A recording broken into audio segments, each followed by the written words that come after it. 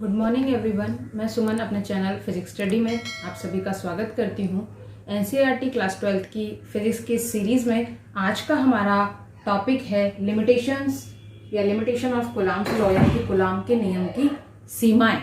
कल हमने कूलाम का नियम पढ़ा था। अब कूलाम के नियम की क्या सीमाएं हैं, या फिर हम इन्हें दोष भी कह सकते हैं, कहाँ कहाँ ये नियम लागू नहीं होता, पढ़ते हैं। हमारा पहला पॉइंट है, it is true only for point charge but it's not true for extend charge. कहने का मतलब ये है कि जब हमने उस लॉ को पढ़ा था तो हमने कहा था कि ये जो नियम है केवल बिंदु आवेशों पर ही लागू होता है, क्योंकि हमारे वो दोनों चार्ज एक पॉइंट चार्ज थे, यानी कि बिंदु आवेश थे।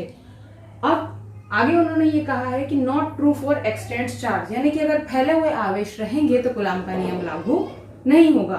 कहने का मतलब ये है केवल बिंदु आवेशों के लिए ही कूलाम का नियम सत्य है, फैले हुए आवेशों के लिए नहीं।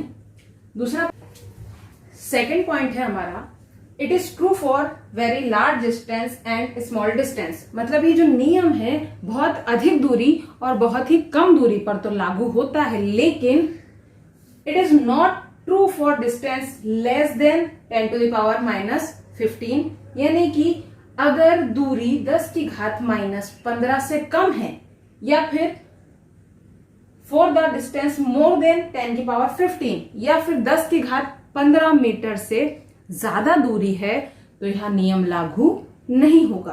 कहने का मतलब यह है कि कम और ज्यादा दूरी पर तो यह नियम लागू होगा, लेकिन जिसे हम अल्प दूरी कह रहे हैं, यानी कि 10 की घात -15 मीटर से कम और 10 की घात 15 मीटर से अधिक दूरी के लिए यह नियम लागू नहीं होता।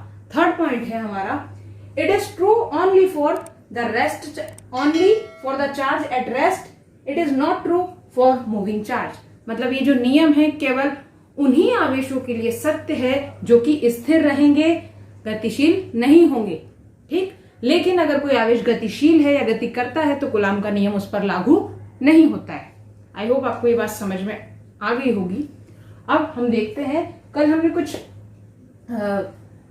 कह सकते हैं ऑब्जेक्ट पढ़े थे, तो उन ऑब्जेक्ट में 2 ऑब्जेक्ट और इंक्लूड हो रहे हैं, जैसे कि 1 कूलाम इज इक्वल टू कितने स्टेट कूलाम होता है, तो 1 कूलाम बराबर होता है 3 × 10⁻10 स्टेट कूलाम। वैसे ही कल हमने एप्सिलॉन नॉट पढ़ा था, जिसे हमने कहा था परमिटिविटी ऑफ फ्री स्पेस, यानी कि निर्वात की विद्युतशीलता। यदि एप्सिलॉन नॉट की जगह वहां 0 की जगह R लगता है तो इसे हम कहेंगे डाइलेक्ट्रिक कांस्टेंट ऑफ मीडियम, ठीक है। अब जो हमारी प्रतियोगिता चल रही है उससे रिलेटेड आपके 2 क्वेश्चन कुछ इस प्रकार हैं। सबसे पहला क्वेश्चन आपका ये है कि जो कूलाम का नियम है वो किन आवेशों के लिए सत्य है और किन आवेशों के लिए सत्य नहीं है।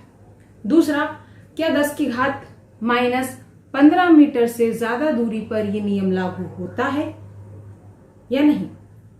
आपके जवाब हमें कमेंट बॉक्स में बताइए, और यदि आपको मेरा वीडियो पसंद आया है तो इसे लाइक कीजिए, शेयर कीजिए और मेरे चैनल को सब्सक्राइब कीजिए। Thank you.